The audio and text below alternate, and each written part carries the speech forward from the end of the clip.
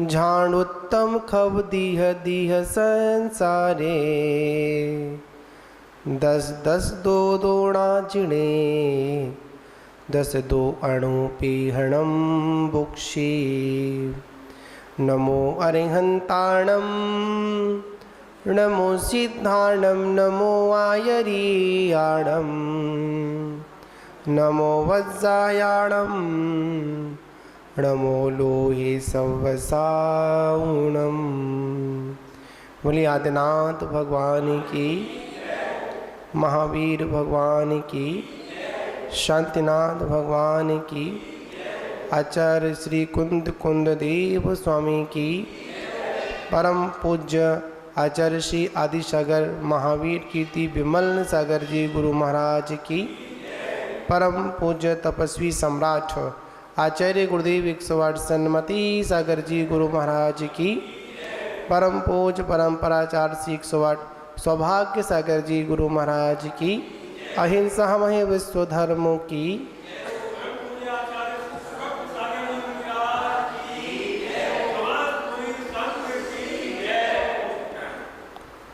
मानु बाबू, हम सभी लोग परमात्मा की मंगल देशना को सुनने के लिए उपस्थित हैं,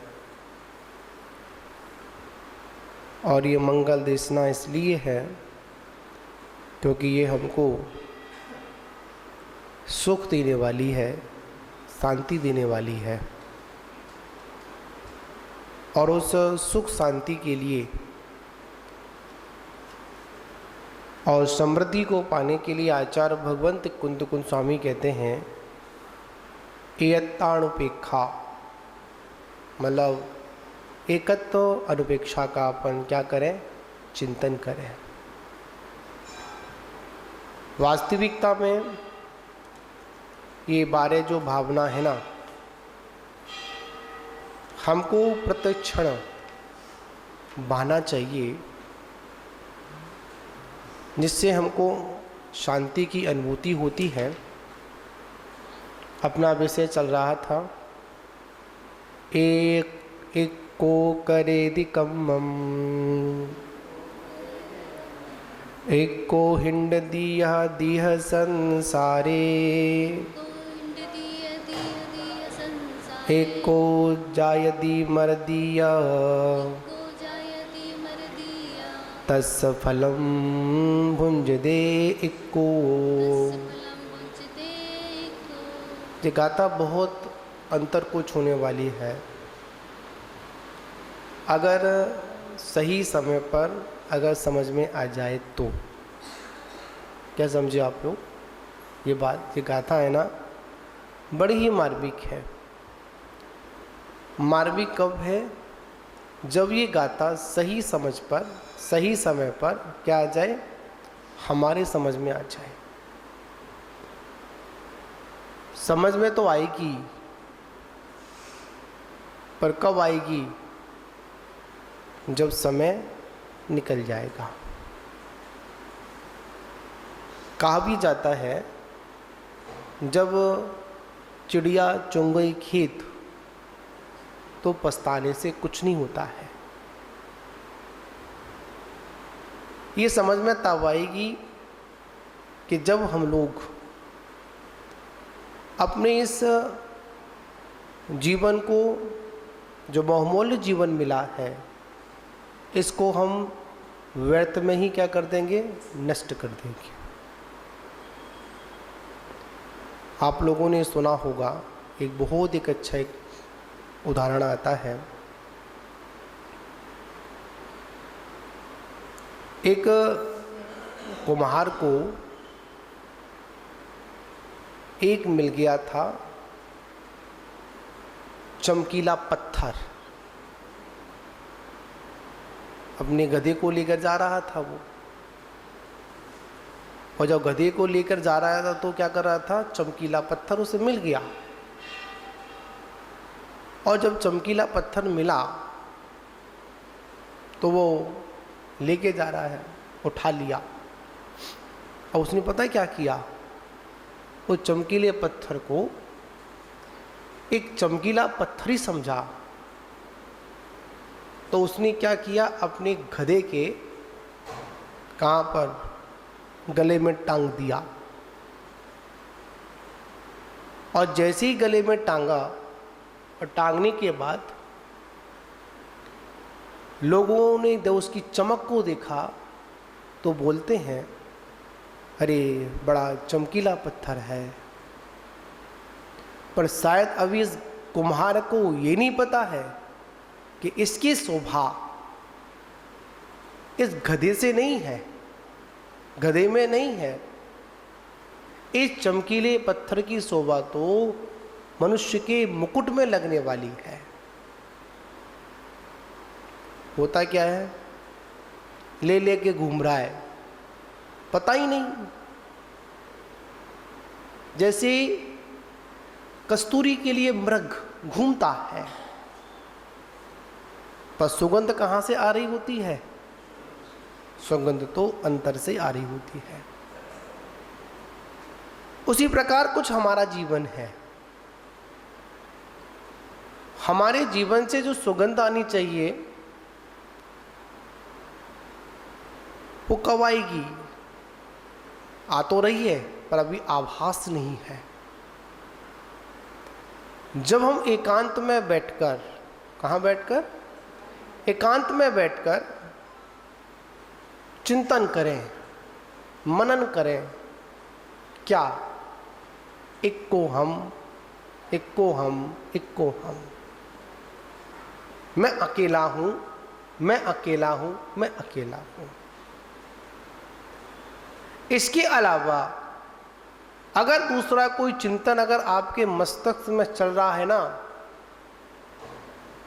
तो वह निश्चित आपके जीवन को पता क्या कर देगा, दुर्गंध में कर देगा। आपको वो अंतर की सुगंध आने ही नहीं देगा। इक्को करिदी कम्मम हिंडदी या दिया संसारी। इसके बाद आता है इक्को जायदी मर्दिया। यह जीव इस संसार सागर में कर्मों के वशीभूत होकर अकेला ही जन्म और मरण को प्राप्त होता है। पूर्व में कहा था, सुख के सब साथी दुख में ना कोई। आखिर में ये जन्म और मरण है क्या, इसको भी थोड़ा सा हम लोग समझ लेते हैं। आचार्य परवर कहते हैं जन्म और मरण और कुछ नहीं, मात संयोग और वियोग है। क्या है, जन्म और मरण क्या है, संयोग और वियोग। जब इस जीव का संबंध किसी के साथ जुड़ता है, क्या, जब ये जीव कर्म का बंध करता है तब कहीं पर जाकर किसी के साथ में इसका संबंध बनता है। अगर ये कर्म का बंदी ना करे तो संबंधी ना हो। जब ये आत्मा अपने स्वभाव से विमुख होता है तब जाकर पर से परिचय बनाता है, और जब परिचय बनाता है तो क्या होता है, लोगों का चर्चा का विषय बनता है। याद रखना, अधिक पहचान, अधिक परिचय, अधिक पहचान और अधिक परिचय सिर्फ दुख का ही कारण है, सुख का कारण कभी नहीं हो सकता है। आज हम लोगों को अधिक पहचान और अधिक परिचय के चक्कर में पड़े हैं, इसलिए हम लोग जन्म और मरण की इस परंपरा को बनाए रखे हैं। अरे लोग मुझे जाने, लोग मुझे पहचाने, लोग मेरी बात माने, मैं किसी की बात नहीं मानूं। लोग क्या करें, किसकी बात माने, मेरी बात माने। महान बाबू, बात उसकी मानी जाती है जिसका जीवन वास्तविकता में जिनेंद्र परमात्मा की तरह वीतराग, सर्वज्ञ और हितोपदेशी गुण होते हैं ना, उनकी बात मानी जाती है। हम जैसों की बात कहाँ मानी जाएगी? किसकी बात मानी जाएगी? अगर आज हम लोगों को, अगर आप लोग इतनी ध्यान पूर्वक सुन रहे हैं, श्रवण कर रहे हैं, इसके पीछे कारण क्या है? मात्र एक ये वीतराग मुद्रा। कौन सी मुद्रा पवन जी? कौन सी मुद्रा है ये? वीतराग मुद्रा। जो मुद्रा तीर्थंकरों के द्वारा संचालित की गई, बनाई नहीं गई। तीर्थंकर क्या होते हैं? सिर्फ धर्म तीर्थ का संचालन करते हैं, इसके अलावा और कुछ नहीं करते। जो अनादि से बना हुआ जो धर्म है, उसको ही मात्र आगे बढ़ाने का काम करते हैं, इसके अलावा और कुछ नहीं करते हैं। तीर्थंकर कोई धर्म के संस्थापक नहीं है, कोई धर्म के मालिक नहीं है, कोई धर्म के मठाधीश नहीं है। कौन है? जो अनादिकाल से चलाया आया हुआ है, जो वीतराग धर्म है, अहिंसा परम धर्म है, वस्तु स्वभाव धर्म है, मात्र उसको ही आगे क्या करते हैं? हम सभी को प्रकाशित कराते हैं, बस इतना करते हैं। कुछ लोगों की मान्यता है भगवान महावीर को ही जैन धर्म का संस्थापक मानते हैं। स्कूलों की पुस्तकों में भी क्या पढ़ने में आता है? भगवान महावीर ही जैन धर्म के संस्थापक हैं। नहीं, भगवान महावीर जैन धर्म के संस्थापक नहीं। भगवान महावीर तो जैन धर्म को जन जन तक पहुंचाने के लिए एक सेतु का काम किया। एक हमारे लिए पहुंचाने वाले कौन है? एक अहिंसा के परम दूत है। अगर मठाधीश होते, संस्थापक होते, तो शायद वो वीतरागी, सर्वज्ञ और हेतुपदेशी भी नहीं होते हैं।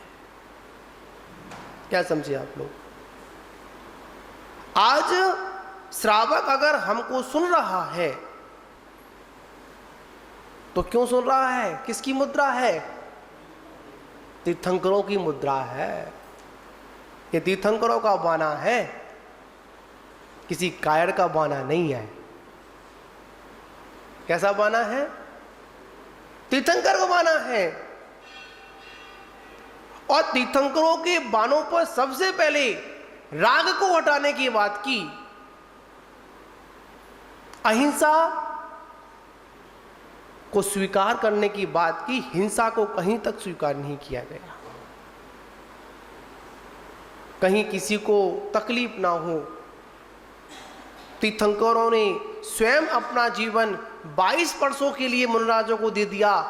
किसी श्रावक को कष्ट ना हो, कि जीव को कष्ट ना हो, आप उन परसों को सहन कर लेना। सहन नहीं, परसों पर जय प्राप्त कर लेना। बस तुम्हारे द्वारा किसी जीव को कोई बाधा नहीं पहुंचना चाहिए। ये किसका उद्देश्य रहा? तीर्थंकरों का रहा। और वही उपदेश किसने दिया? तीर्थंकरों ने दिया। और उसी उपदेश को, उसी आज्ञा को पालन किसने किया? जो मोक्ष के अभिलाषी थे ना, जो अनंत सुख को प्राप्त करना चाहते थे, ऐसे लोगों ने ही क्या किया? उस तीर्थंकर की वाणी को बड़े श्रद्धा पूर्वक अपने कंठस्थ किया। कंठस्थ नहीं, हृदय में भी उनको विराजमान किया।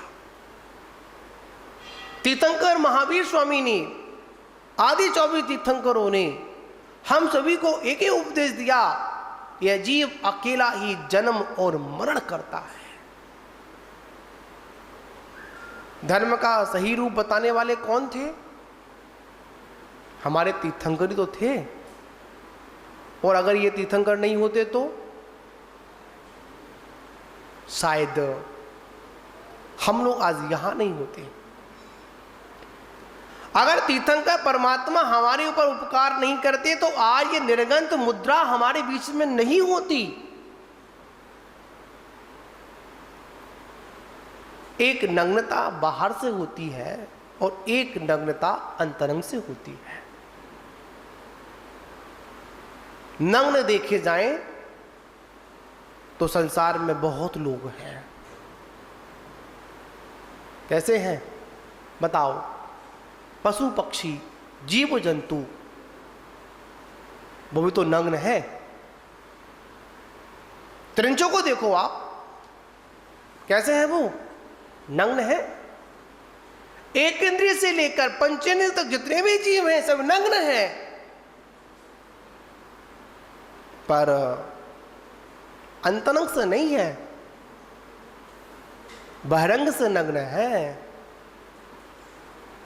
कुछ लोग तो मजबूरी में नग्न रहते हैं, कुछ लोग तो विषयों के कारण नग्न रहते हैं। क्या समझे? कुछ लोग तो देह का प्रदर्शन करने के लिए नग्न रहते हैं। क्यों? उस नग्नता पर आज तक किसी ने कोई प्रश्नवाचक चिन्ह नहीं लगाया। क्यों पत्रकार जी? आप लोगों ने देखे होंगे बड़े बड़े होर्डिंग्स होते हैं, बड़े बड़े ऐड होते हैं। उन ऐडों के माध्यम से, पाश्चात्य संस्कृति के माध्यम से एक नग्नता हमारे सामने परोसी जाती है। समझे ना आप लोग? देह भी कैसी होती है? नग्न होती है। उस ऐड पर किसी ने कोई क्वेश्चन मार्क नहीं लगाया, पर जो निर्विकार नग्नता है उस पर लोगों ने क्वेश्चन मार्क लगाना प्रारंभ कर दिया। याद रखना, जीवन में अनेक प्रकार की नग्नताएं हैं। आचार्य भगवान कहते हैं नग्नता वही मोक्ष मार्ग में हेतु है जो अंतरंग से भी नग्न हो और बहिरंग से भी नग्न हो। वो तो त्रेंचों का कुछ मजबूरी है, क्योंकि वो बोल नहीं सकते हैं, उनके पास पैसा नहीं है, ठीक है ना, इसलिए वस्त्रों को धारण नहीं कर सकते, वरना वो भी वस्त्रों को स्वीकार करना चाहते हैं। परग्रह संज्ञा क्या है? परग्रह संज्ञा सुना? संज्ञा कौन सी होती है? परग्रह संज्ञा। कितना संग्रह करते हैं वो लोग? हमसे अधिक संग्रह करते हैं। त्रिंचों को देखिए, हमारे पास तो कुछ ही वस्त्र होंगे, हमारे पास तो कुछ ही जगह होगी, पर उनके पास तो जहां जहां तक जड़ें फैल जाती हैं वहां वहां तक वस्तु का संग्रह करते हैं। जड़ों का फैलाना क्या है? संग्रह तो है। आहार, भय, मैथुन, परिग्रह, 4 संज्ञाएं। सोचिए, विचार करिए। सभी को पता है यह जीव नंगा आता है और नंगा ही जाता है। बताओ, आए थे तो क्या लिपट कर आए थे? हाँ? कोई धागा था क्या? कोई धागा नहीं था। और जब जाओगे तब कुछ लेकर जाओगे क्या? कपड़े पहन के जाओगे क्या? कभी नहीं जाओगे। जो पहने होंगे ना, क्या करोगे? बड़ी सुंदर लाइन है, रस्सियों से मैं नहीं बंधा मेरा संस्कार था, और एक कफन पे ही मेरा रह गया अधिकार था। तुम उसे उतारने को जा रहे हो, सत्य है अरहंत नाम सत्य है, सिद्ध नाम सत्य है। किस पे अधिकार था? जब जन्म हुआ था तो लंगूटी पर भी अधिकार नहीं था हमारा, और जब गए थे ना तो मात एक कफन के टुकड़े पर अधिकार था। वो भी क्या किया? खींच लिया, उसको भी साथ नहीं जाने देते हैं। आए थे नंगे, जाओगे नंगे, फिर क्यों मचाते हो बीच में दंगे। दंगाई है ये। जब जन्म हुआ नग्नता के साथ हुआ, और जब मृत्यु होगी, जब चिता को जलाया जाएगा तभी भी नग्न होंगे। तो बाद में बीच में इतने सारे क्वेश्चन मार्क क्यों उस नग्नता के ऊपर। याद रखना, वीतराग मुद्रा। कौन सी मुद्रा?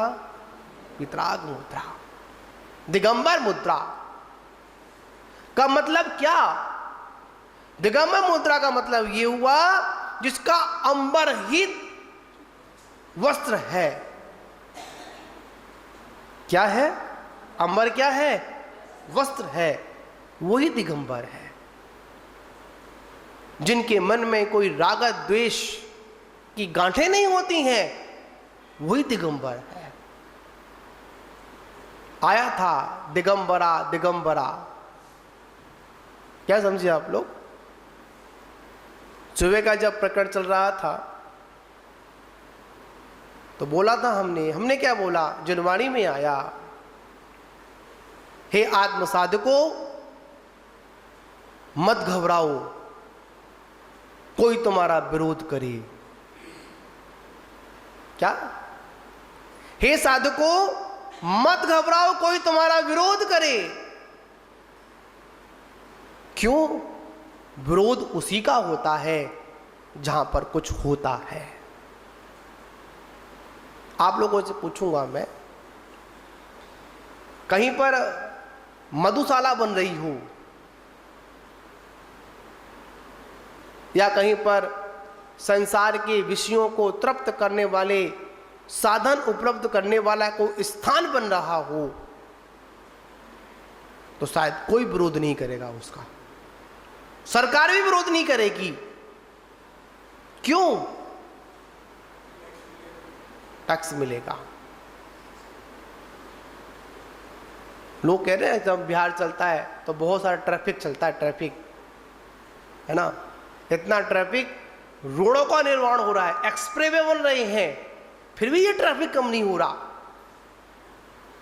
क्या समझे? पहले तो वही रोड होती थी, एक जाने की आने की। अब तो रोड कितनी बन गई सचिन भाई? हर जगह रोड बन गई, फ्लाईओवर बन गए, और एक लाइन की नहीं, 6-6 लाइन की गाड़ी निकलना पास, 8 लाइन बन जाती हैं, फिर भी ये ट्रैफिक बंद नहीं हो रहा। क्यों? सरकार तो चाहती है गाड़ी खरीदो। समझे ना आप लोग? सरकार तो क्या चाहती है? गाड़ी खरीदो। जो गाड़ी खरीदोगे तो टैक्स भी कौन देगा? गाड़ी खरीदते हो तब टैक्स दो, गाड़ी को रोड पे चलाओ तो टैक्स दो, और टैक्स में ही बस पूरा समय निकल जाता भरने में। रोड टैक्स दो, और कौन सा टैक्स होता है जी? होम टैक्स, होम घर का टैक्स होता है ना, कुछ बोलता है होम हाउस टैक्स बोलता हूँ उसको। घर का टैक्स दो, पानी का टैक्स दो, है बहुत सारे टैक्स हैं। और इन सारे टैक्सों का एक ही उपाय है, अप्रग्रही। क्या उपाय है? इन सारी झंझटों से बचना है तो आचार्य भगवान कहते हैं मात्र एक ही उपाय है। वो क्या? अपरिग्रह। परिग्रह है, सारे टैक्स हैं, और जहां पर अपरिग्रह है वहां पर कोई टैक्स नहीं है। बताओ हमसे कौन टैक्स लेता है? बताओ बताओ, हमारा कौन सा आधार कार्ड, कोई कार्ड हमारा है क्या? कोई पैन कार्ड हमारा है क्या? बताओ। कोई बैंक में खाता हो तो बताओ। क्यों नहीं है? एक बार तुमको कोई रोक सकता है। हम जब बिहार करते हैं ना तो वो क्या पड़ता है रास्ते में? टोल टैक्स पड़ता है ना, हाईवे जो गाड़ी में टैक्स कटता है। उनमें बहुत सारे गेट बने होते हैं। एक होता फास्ट, कौन सा टैक्स होता, फास्ट टैग होता है, लगा देते हैं, स्क्रीन गाड़ी निकल जाती है, बैंक से पैसा कट जाता अब तो। पर याद रखना, हम जिस गेट से निकल जाते हैं कोई हमको रोकने वाला ही नहीं है। क्यों नहीं है? वो भी कहता है नंगे से तो खुदा भी डरता है। कौन डरता है? इनसे मत उलझो। क्यों? ये उस रूप को लेकर विहार कर रहे हैं जिस रूप में इनका जन्म हुआ था। क्या समझे? इनके पास कोई परिग्रह नहीं है, अंतरंग का परिग्रह भी नहीं है और बहिरंग का परिग्रह भी नहीं है। एक समय के लिए व्यक्ति बाहर का परिग्रह तो छोड़ सकता है, पर अंतरंग का परिग्रह बातों में नहीं छूट जाता, उसके लिए बहुत कुछ करना पड़ता है। मुनराज अंतरंग और बहिरंग परिग्रह से कैसे होते हैं?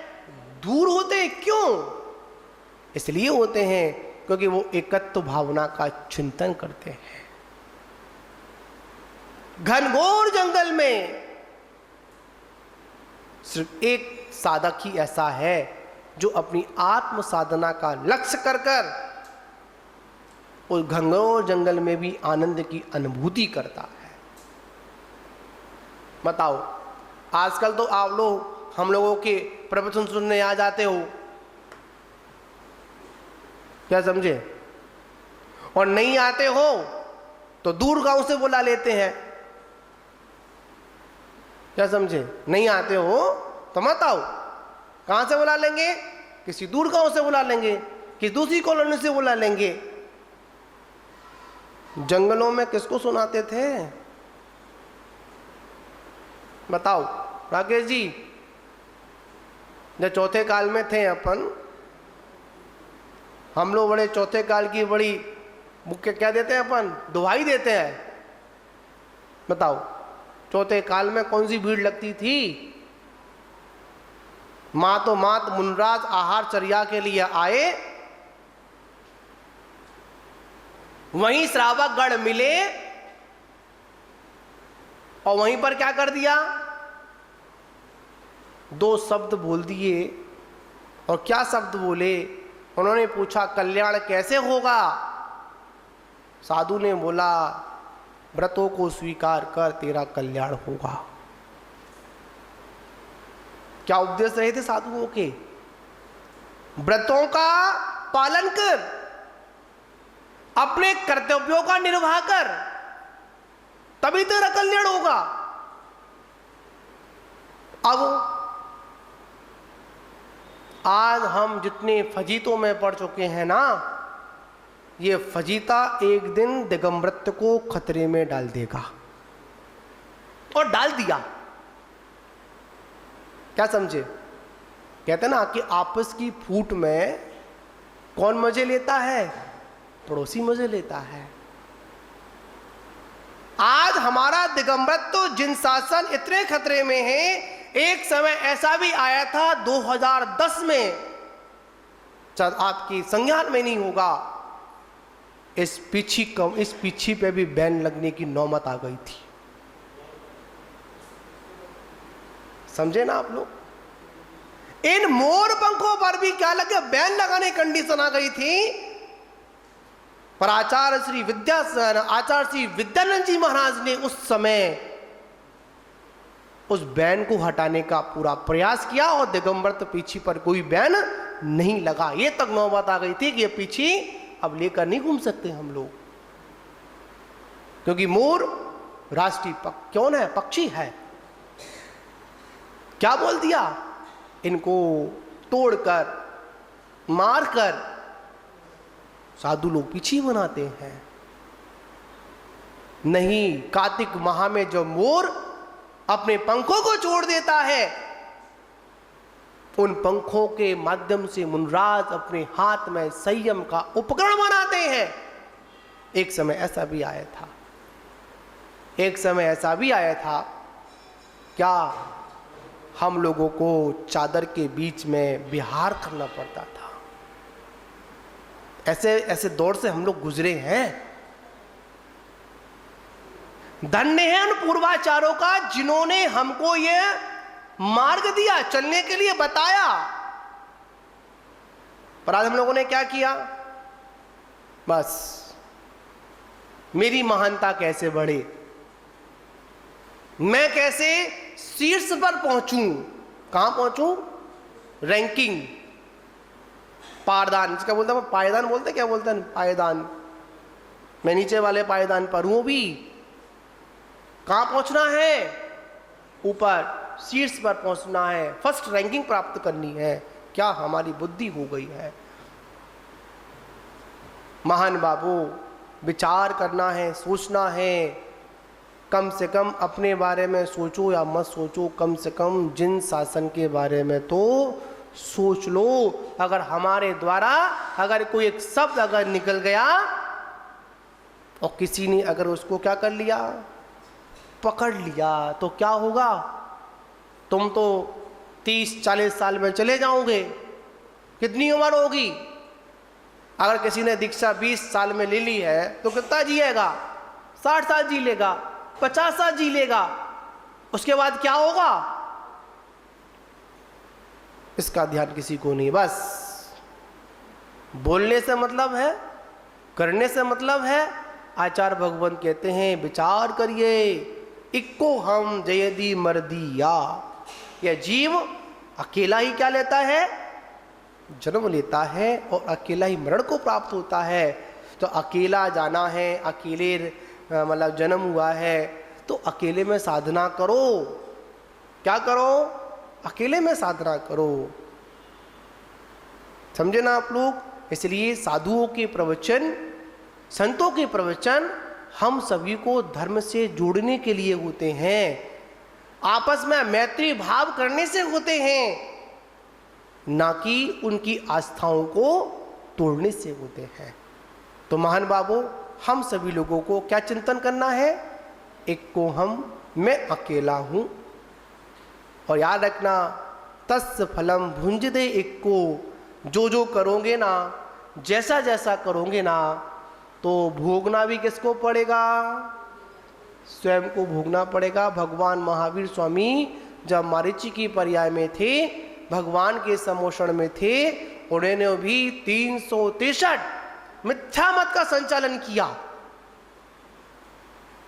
और वह उन मिथ्या मतों का संचालन करने के बावजूद भी खुद संचालन किया और खुद ही उन मिथ्या मतों का खंडन नहीं कर पाए। जो परंपरा चल गई, चल गई। 363 मत चल गए तो चल गए। उनके शासन काल में भी आज उनका बहुत बड़ा बोलबाला है। तो महान बाबू, हम सभी को क्या चिंतन करना है? एकत्व भावना का चिंतन करना है। तो आगे की गाथा को अपन फिर लेंगे। अपन बोलिए महावीर भगवान की जय। क्या समझे आप लोग? आज श्रावक अगर हमको सुन रहा है तो क्यों सुन रहा है? किसकी मुद्रा है? तीर्थंकरों की मुद्रा है। ये तीर्थंकरों का बाना है, किसी कायर का बाना नहीं है। कैसा बाना है? तीर्थंकर का बाना है। और तीर्थंकरों के बानों पर सबसे पहले राग को हटाने की बात की, अहिंसा को स्वीकार करने की बात की, हिंसा को कहीं तक स्वीकार नहीं किया गया। कहीं किसी को तकलीफ ना हो। तीर्थंकरों ने स्वयं अपना जीवन 22 वर्षों के लिए मुनिराजों को दे दिया। किसी श्रावक को कष्ट ना हो, कि जीव को कष्ट ना हो, आप उन परसों को सहन कर लेना। सहन नहीं, परसों पर जय प्राप्त कर लेना। बस तुम्हारे द्वारा किसी जीव को कोई बाधा नहीं पहुंचना चाहिए।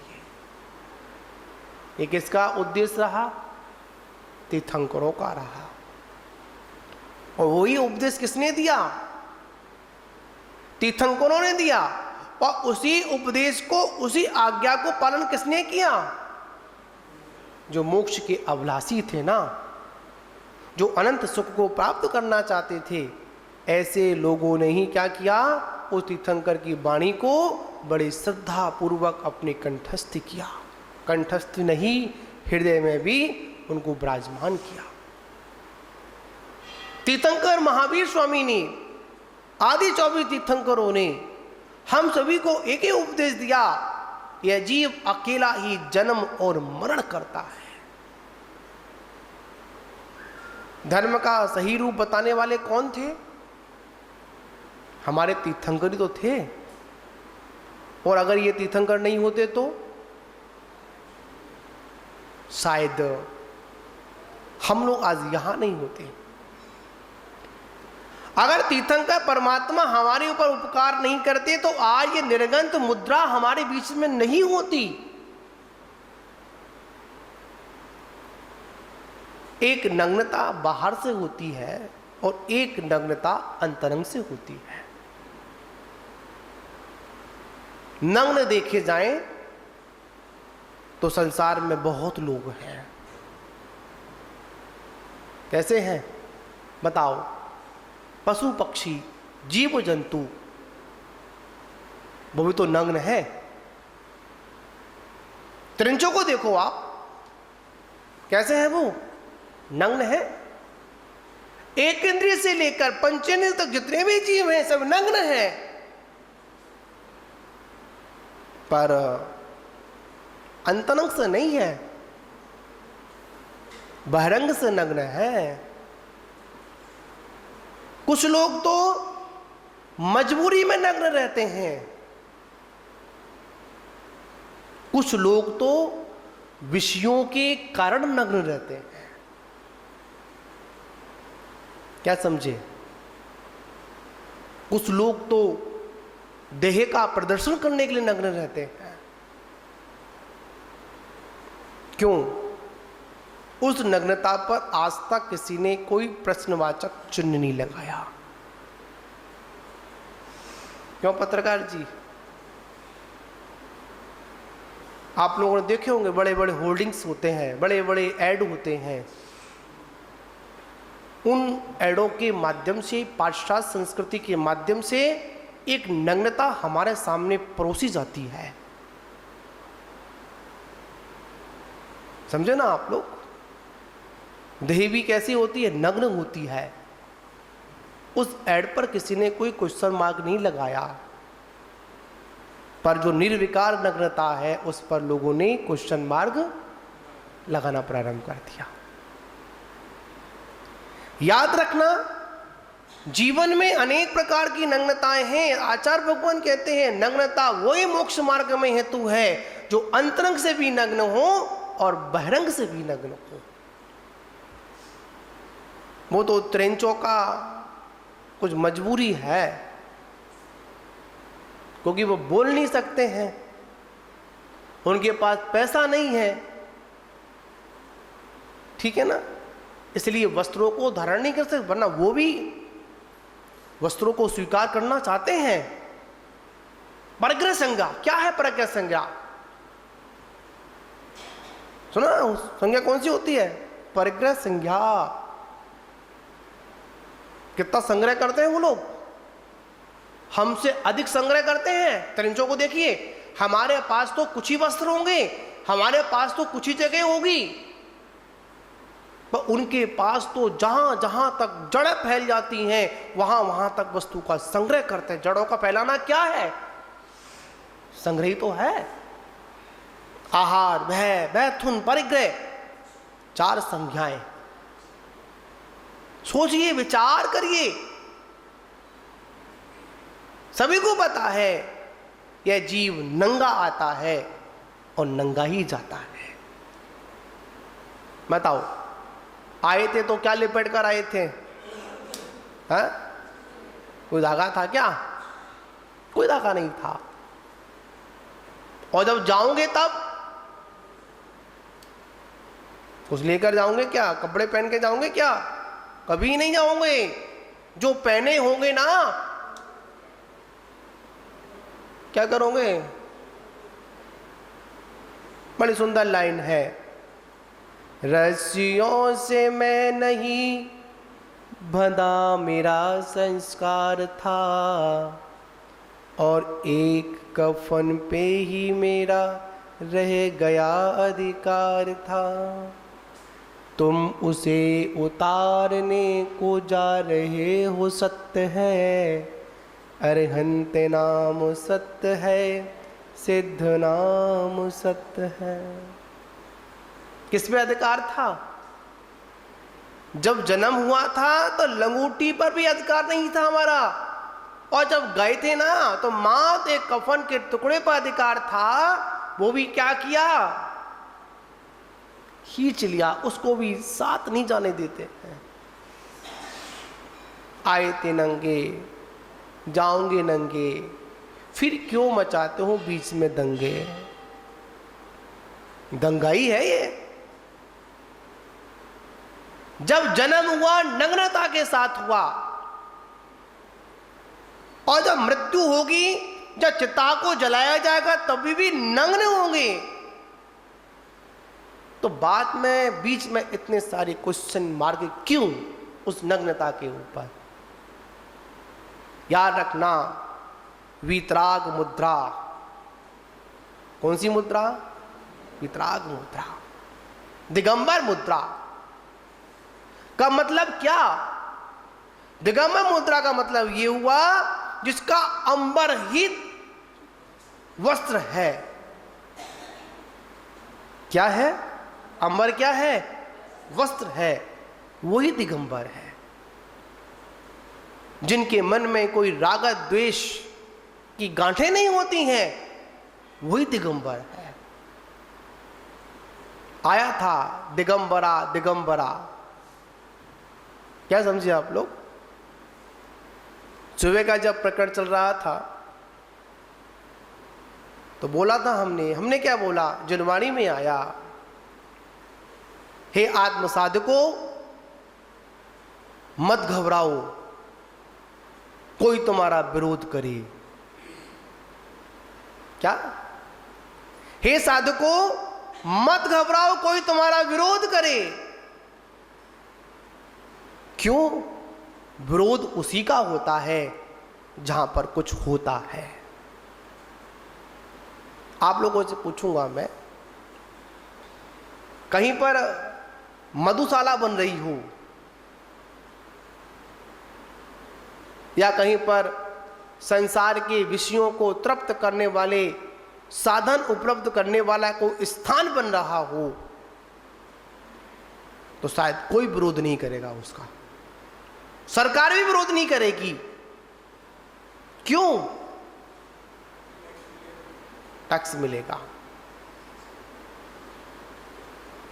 लोग कह रहे हैं जब बिहार चलता है तो बहुत सारा ट्रैफिक चलता है, ट्रैफिक है ना, इतना ट्रैफिक, रोडों का निर्माण हो रहा है, एक्सप्रेसवे बन रहे हैं, फिर भी ये ट्रैफिक कम नहीं हो रहा।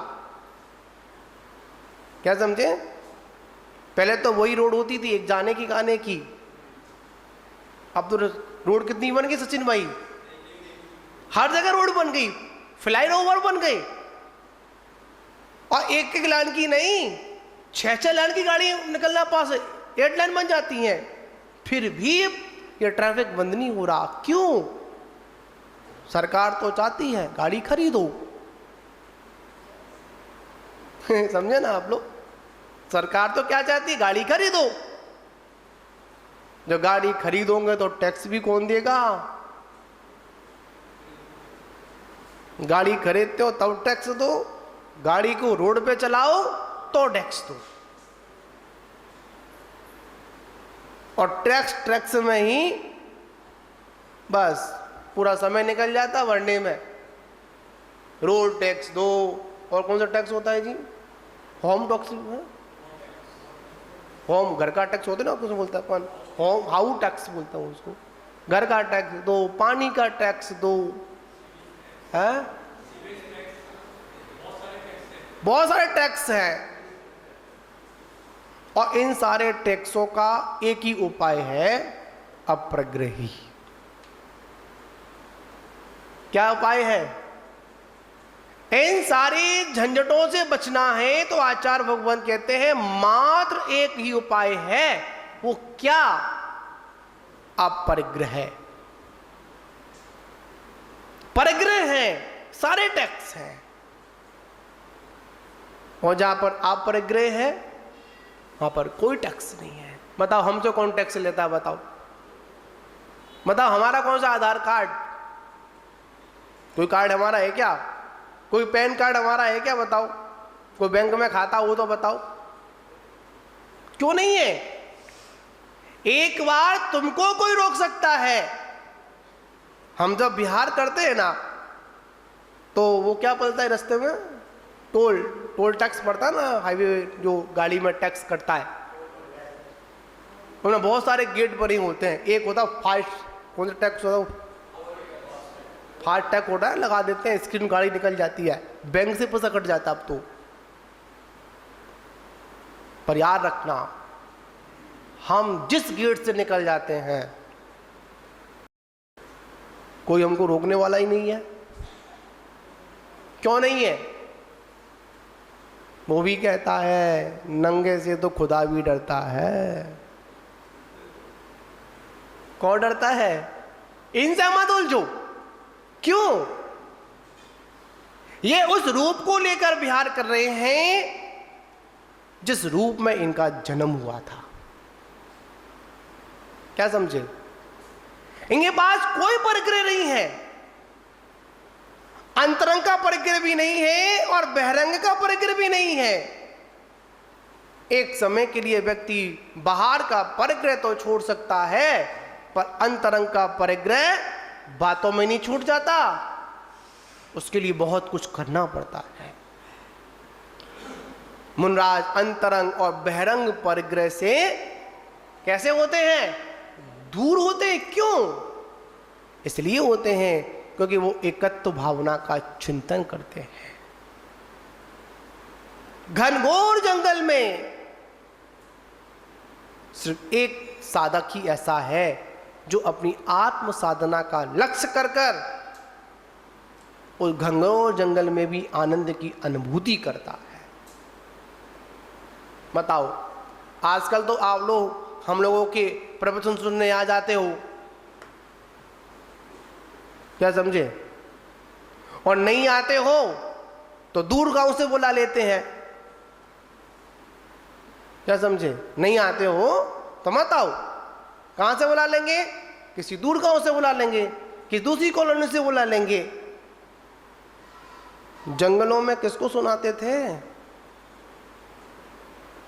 बताओ राकेश जी, जब चौथे काल में थे अपन, हम लोग बड़े चौथे काल की बड़ी मुख्य क्या देते हैं अपन? दुहाई देते हैं। बताओ चौथे काल में कौन सी भीड़ लगती थी? मातो मात मुनराज आहार चर्या के लिए आए,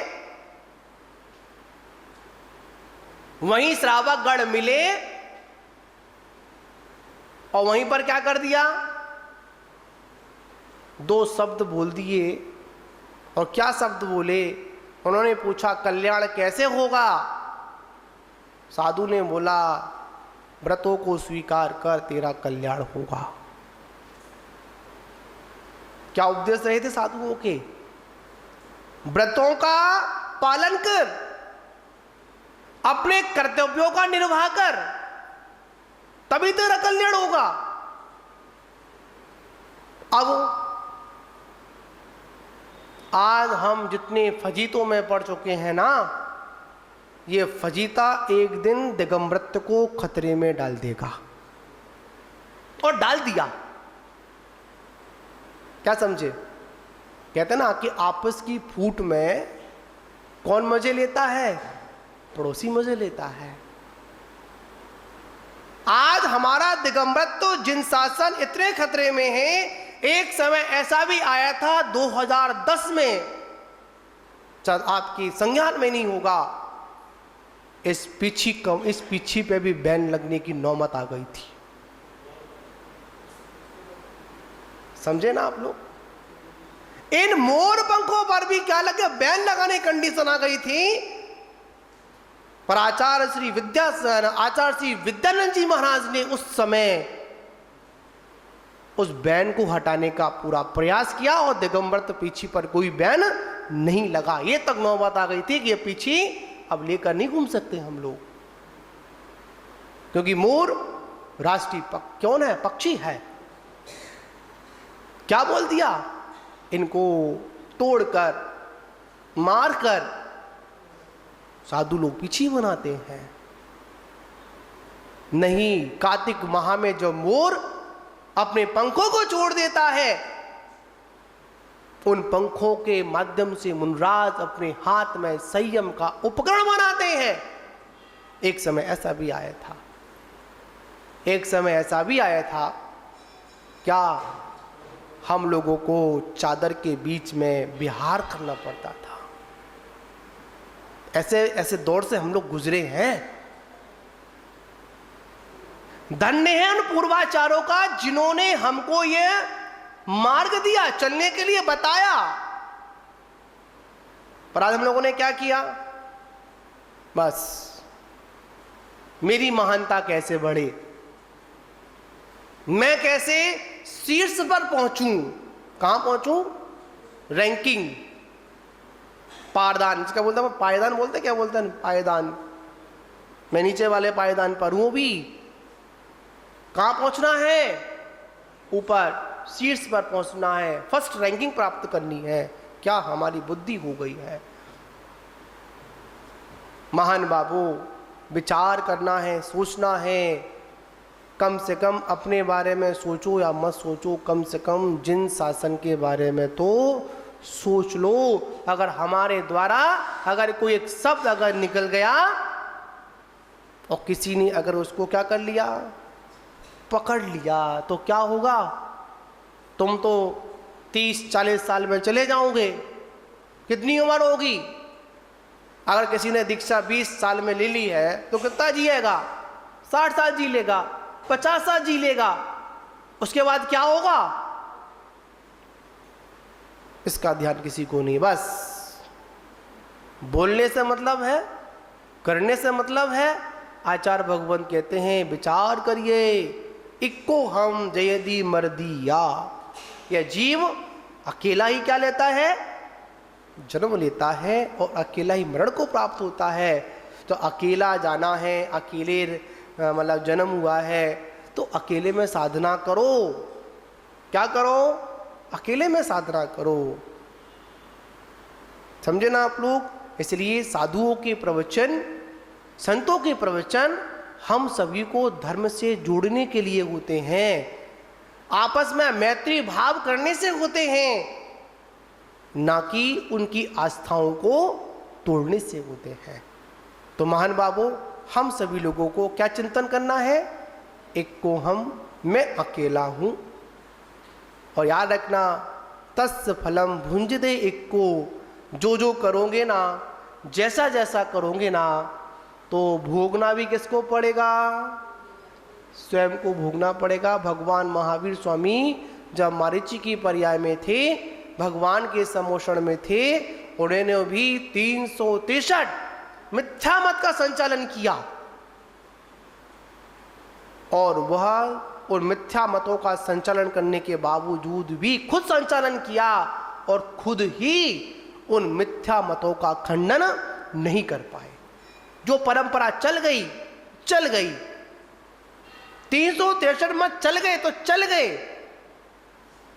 उनके शासन काल में भी आज उनका बहुत बड़ा बोलबाला है। तो महान बाबू, हम सभी को क्या चिंतन करना है? एकत्व भावना का चिंतन करना है। तो आगे की गाथा को अपन फिर लेंगे। अपन बोलिए महावीर